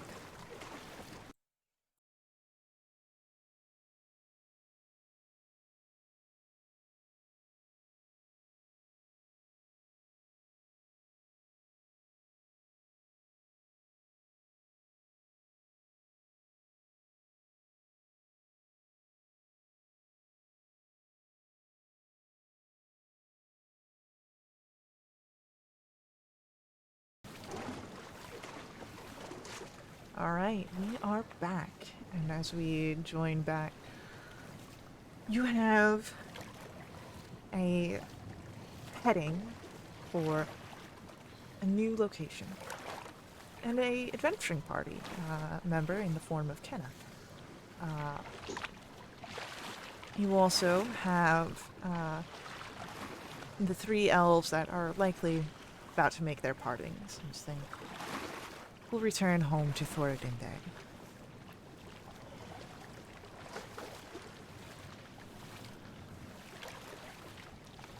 So, what would you like to do here?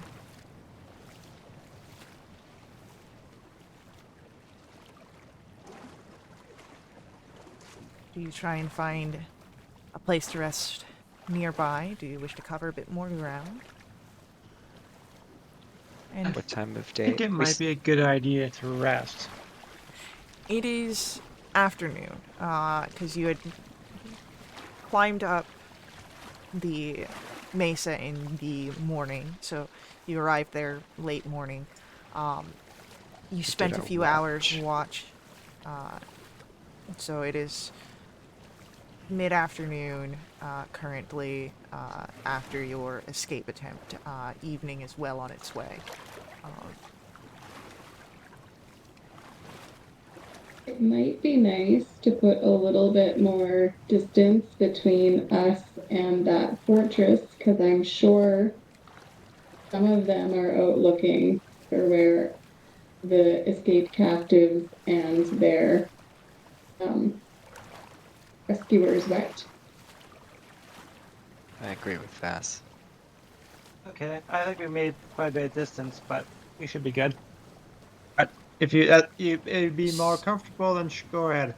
So, like, you're still in, so, like, when I had sent where you're at in the green space, like, you didn't cover that space, you're within it. So you'd still be closer towards the edge. So you can make your way, further across. And you can travel until nightfall. And at this point, the 3 elves have left. But you have Kenna, and she doesn't seem to talk much. That might just be her, as she is. But she does keep up with you now that she's been healed. And so she kind of stands closer to Vass. And keeps an eye out on if there's any sort of trouble in the wastes. It seems that she's not unfamiliar with dangers. As you go ahead to make your survival rolls for finding a suitable area to bed down and make camp, you may roll with advantage because of Kenna's help.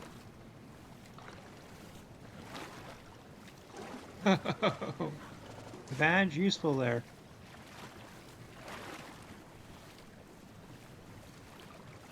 Okay. You all find an area that is well out of the way of the wash, as Kenna will point out, and you bed down. And as you set up for the evening, you're able to take your watches, and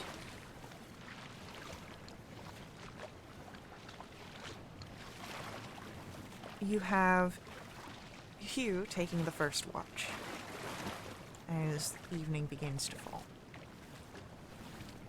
Hugh, what is going on through your mind as you think back over what has happened so far, either this day or just in general? Hugh is contemplating the best way to kill a giant silver draconian. Okay. Usually enough a thought that can while away the time as you take your watch. Roll for me a perception check, please.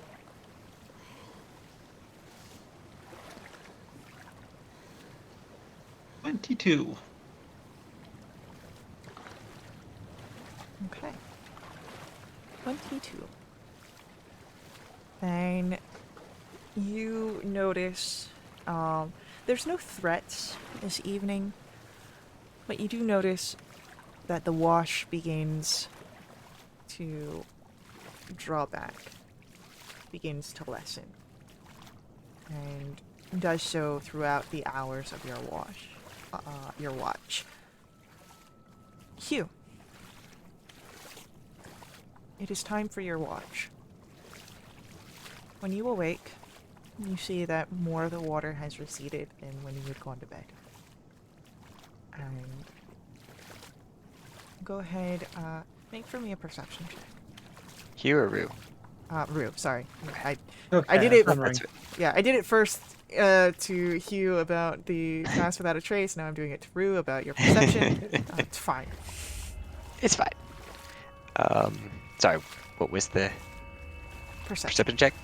For your watch. I'm doing my standard Yep.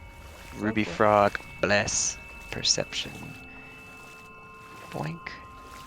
Yeah, that's probably gonna be good because that's an 8, and then my bonuses. It turns it into an 18. Heck yeah. Yeah, so you, of course, you see the pulled back wash, and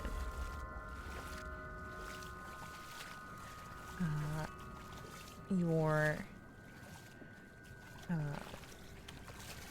otherwise nothing else seems to disturb your watch. What's going on through Rue's mind? Any thoughts, either of this day or of everything in general?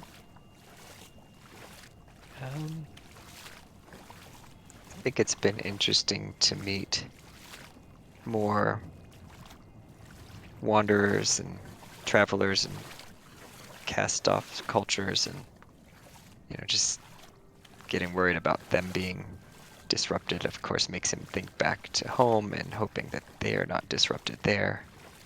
I think the sound that's played from the little frog trinket helps soothe some of his concerns. It also makes Rue want to go see if he can find a little mud from the wash that's pulled back to see if he can find a little toad or frog in it or something like that. Probably not from this height. So you Oh, it's climbed down up deep. here. Yeah, you climbed up on the wash when the wash was high. And this was an area to be away from the wash. So to get down to the banks would be low. But maybe in the morning there might Say be if some. we climb down, Yeah. I'm making the plan. I'm getting down there at some point if there's mud. So you plan your toad search in the mud of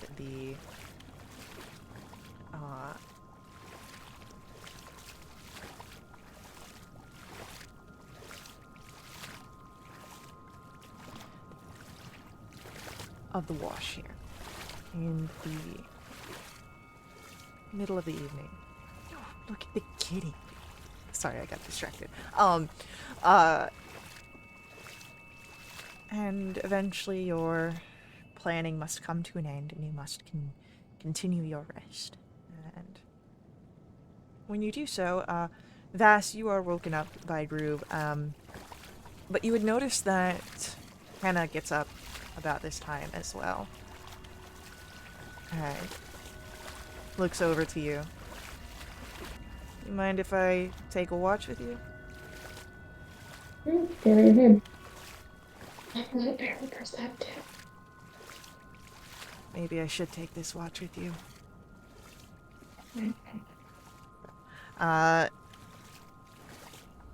Go ahead, roll a perception check.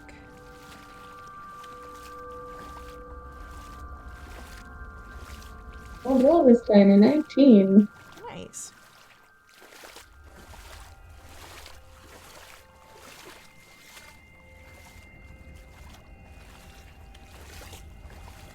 As you are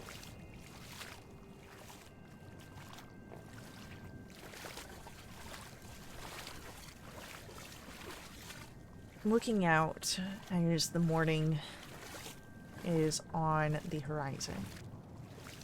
It's still dark here, but you can see the lightest tinges at the edges of the night. You see, again, the wash has grown very low, much as you've seen it on those first days when you traveled. And you see out of the corner of your eye your companion as she goes through all sorts of preparations this morning of stretches and of practices, and it seems that while she keeps vigilant, she does use this time before the dawn to limber up, to get herself ready for the day.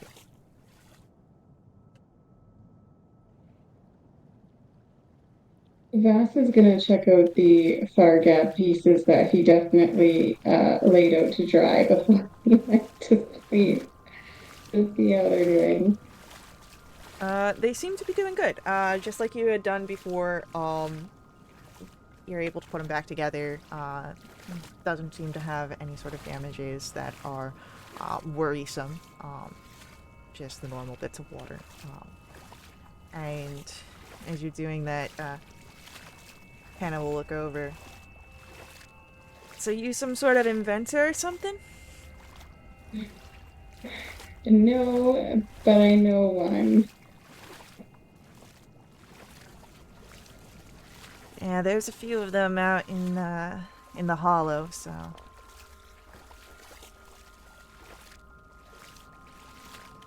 They might be interested in this contraption then. Might be. And can't make any promises unless that thing's gonna hunt for us or cook food in an instant. No, it doesn't do any of those things. It just helps you speak over long distances to someone else who has one of these.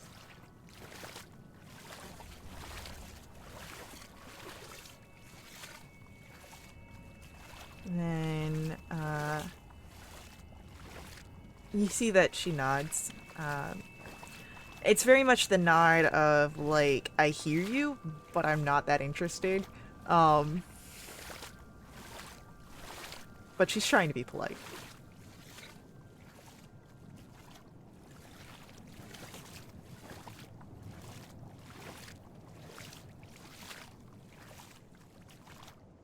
You know that Vass is not a morning person, so that's probably about as chatty as he got during the watch.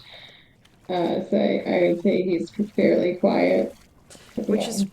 perfectly fine for Kenna, it seems. She doesn't really continue the conversation after that. Morning comes for each of you. You all get the benefits of a long rest.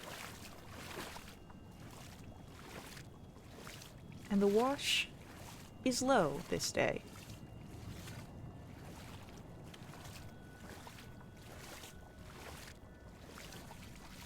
Did anything get beached? You know what? Let me roll a percentile dice.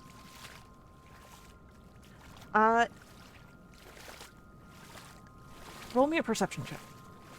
Ooh.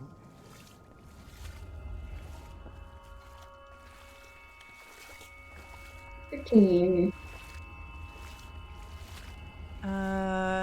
13. You don't know that it's quite considered a beaching, but it does seem that the waters have uncovered or disturbed a skeleton in the wash, and that there are crabs that are crawling all over it, almost directly down. So, like, the sun is hitting it to the point where it's, like, gleaming off the water and almost creating this sort of secondary spotlight on you, so that way you can see it. Lovely. Yeah. I've got a picture that I can show you guys of this too. Oh, great. Yeah.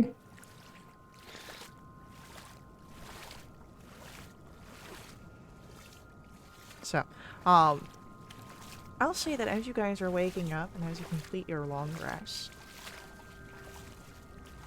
before we set on the next day's travel with Kenna toward Heart's Hollow,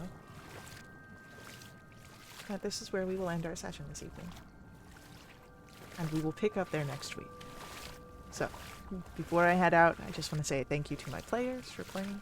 Thank you to our viewers for viewing. I hope you all enjoyed this. I will see you guys in the next stream. But until then, head over to wildwitch.com. Check us out there. Join us in our Discord to jump in a game yourself. And of course, as always, may the ever-burning light forever guide your steps. Laters.